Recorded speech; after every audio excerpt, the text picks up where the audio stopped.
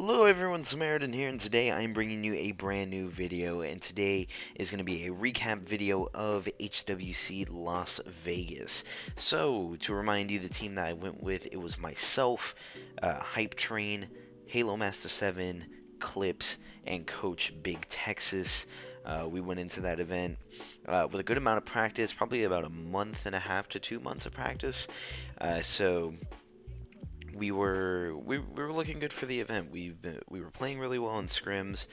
Probably like the week before to a week and a half before, there was just some conflicts of just like how well we were doing, and was it just a honeymoon phase and things like that. And if you don't know what honeymoon phase is, it's like you only do well off the break because you're constantly winning and you haven't really like gotten a real loss, so you don't have a problem with the team, that kind of mentality. uh, but we were looking good going into the event, and the other people that were there, Cole was there. Cole went with his team that he is probably going to be talking about in his video that I think is going out today.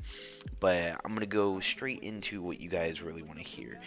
So I fly out Friday morning, wake up at 3 a.m. to leave at 6, land at 7:45. The warm-ups start at 9, so I hurry up from the airport, pay $40 for a taxi just to get to the venue, and tournament starts at 10. I get there around 8ish, so we're trying to play for those warm-ups and trying to get some good practice in, or just be able to move our thumbs a little bit before we have to play.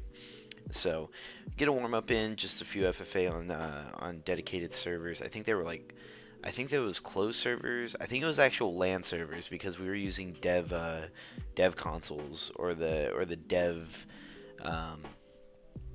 the dev build of Halo 5. So we had those, and that was our first warm up, just playing some FFA. We didn't get to play fours, so we didn't get to play as a team. It was just like us trying to shoot.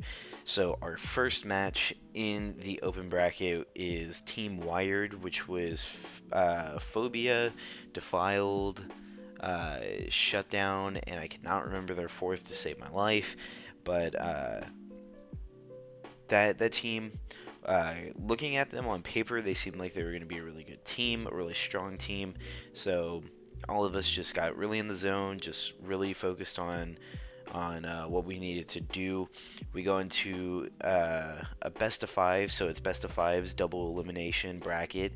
So first map, we get Plaza Strongholds, and we beat them 102-27 on the Plaza Holds.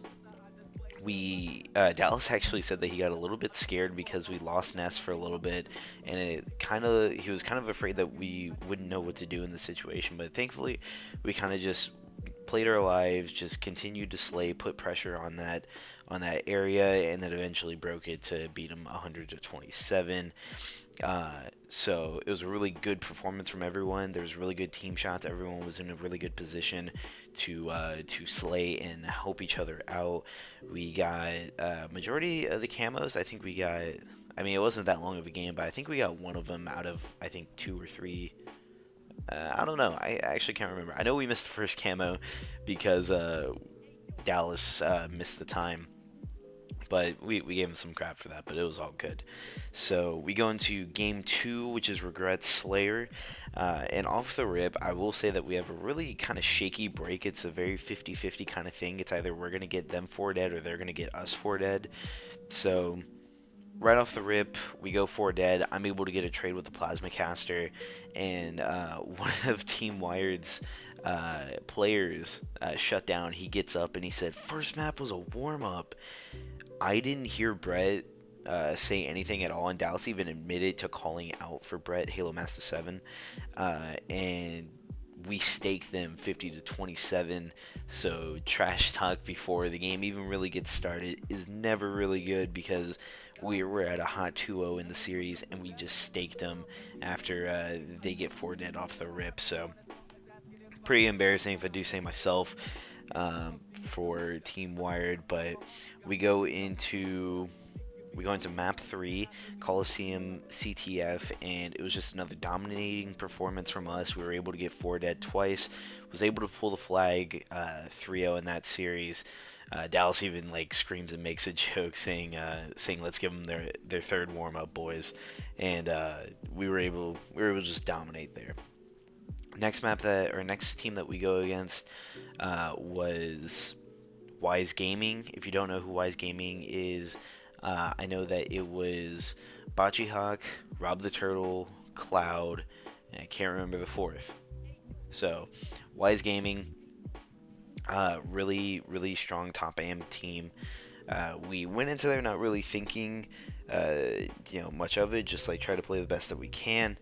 We go into map 1, we get dominated in. I want to say that it was Strongholds again. It was Rig Strongholds, I believe.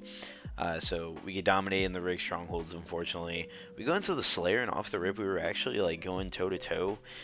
We kept it really close off the rip. It was like a 1 or 2 kill game. I think we even had the lead at one point, so we were doing really well. And then on the other side, we hear that Cloud's Xbox actually resets or turns off or something. So like I kind of put down my controller. I'm like, okay, we're just not gonna play because it's a 3v4. But Wise Gaming is still playing, and I'm like, I don't know if they're still playing to shoot or if they're like actually playing. I will say it was a very poor admin. She had no idea what she was doing, and I'll get into just my overall thoughts about the event afterwards. But we ended up losing 3-0 to those guys. We didn't really expect anything less. We were just hoping that we could, bring some games really close. But unfortunately, was not the case. They really destroyed us, but that was a really good team. So kind of brushed it off. So we go into losers bracket round 2. Because of that, losers bracket round 2, we play Architect Gaming. We 3-0 them. I don't even remember the map count or like the series very much. All I know is that we 3-0'd them. I think we staked them in the Slayer. I don't know what Slayer it was though. It might have been Collie. I really don't remember. All right. Anyways, so we go into losers round 3 and we play Vital Storm. And from what I heard, it was Common's team, RP Common, and he was playing with some friends of his, and he was underneath the org Vital Storm. We go up 2-0. In the series.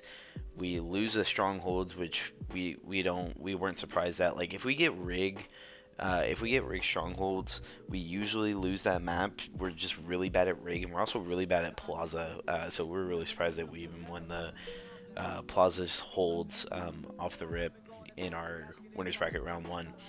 So after that, we go into Fathom Flag. We had a strat that we knew that would be very key into like just getting people off guard, but unfortunately Brett runs into Matt, and Matt's not able to do a jump that allows us to really get an advantage over the enemy team and getting top mid control.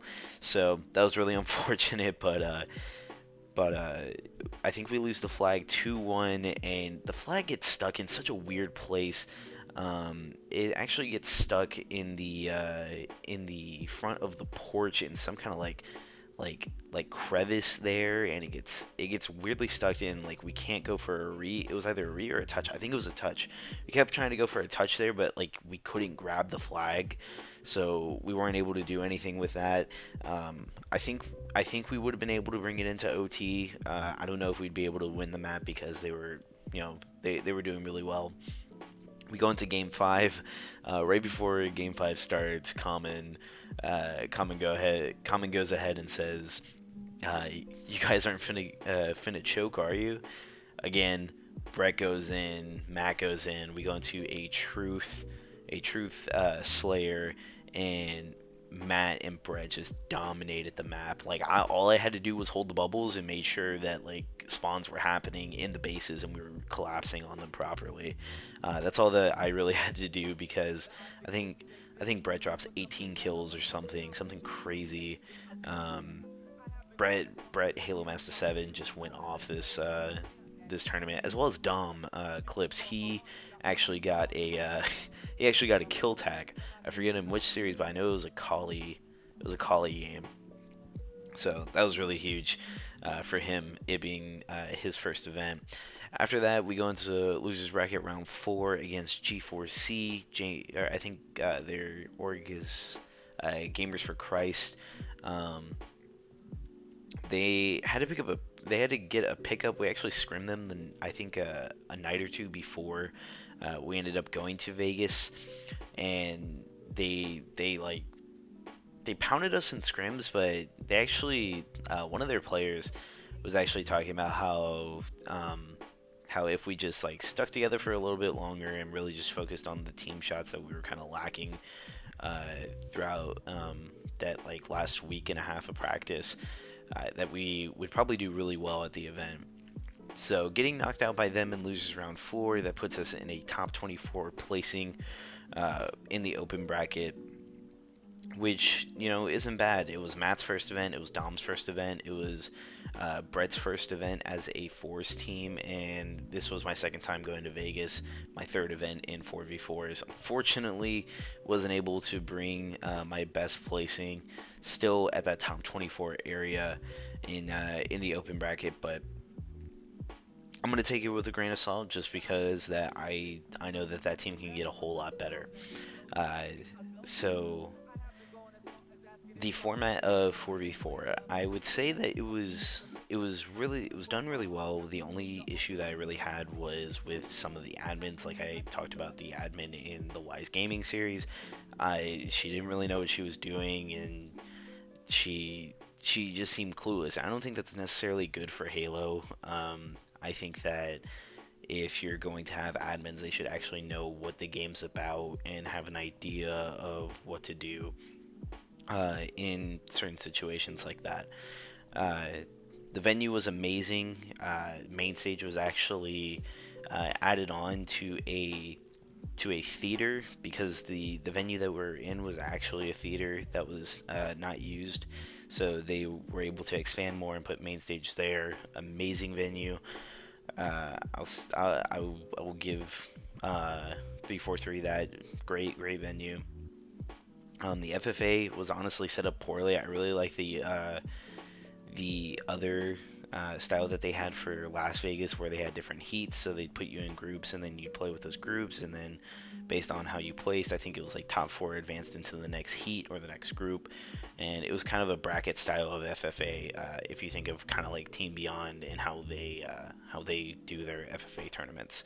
So unfortunately, it wasn't like that. They just did, oh, we'll see who gets the most points. It was kind of like the King of the Hill style, where top 3 got to stay at the table and didn't have to go back in the long ass line, and it just really sucked. It was very Chattanooga style, and it was very unfortunate that it was like that, because I paid $25 to play in the FFA, but I ended up only playing like 3 games because I just didn't want to stay on the line. I played 1 on day 1, and I played 2 on day 2.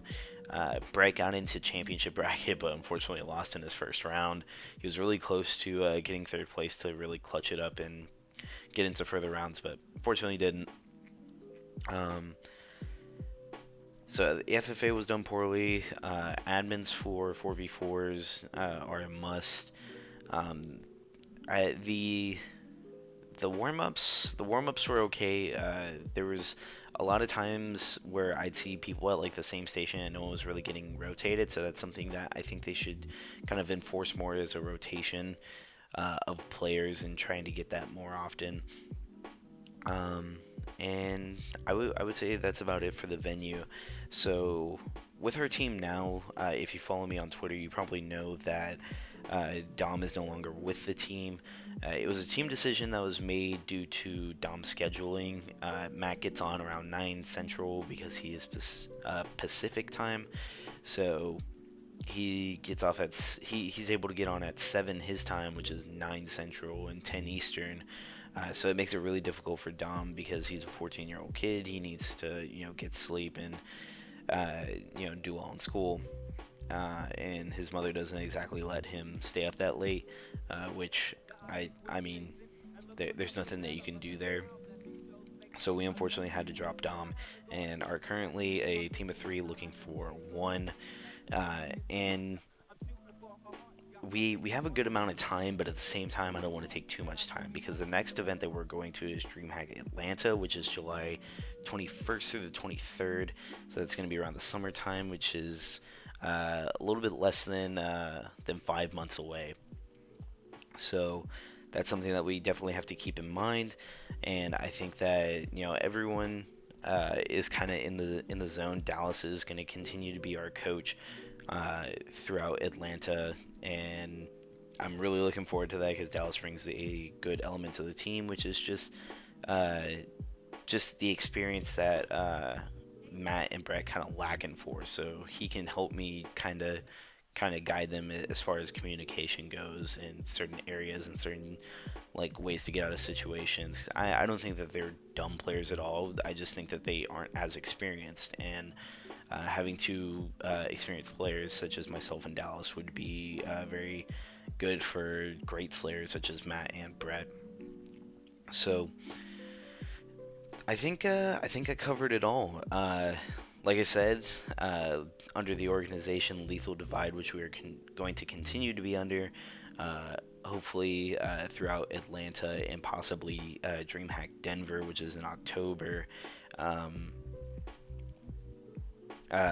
we're staying under Lethal Divide, and was able to bring him a top 24 placing. So that's all that I have for this recap, guys. I really hope you guys enjoyed just kind of listening to my thoughts about the tournament and getting an idea of how well we played. I think we went 9-8 in map count, so that's not bad. Map count we did pretty well. So that's going to be it for today, guys. If you enjoyed the video, leave a like. If you have any comments, any thoughts, just leave it in the comments down below. And I will see you guys in the next one.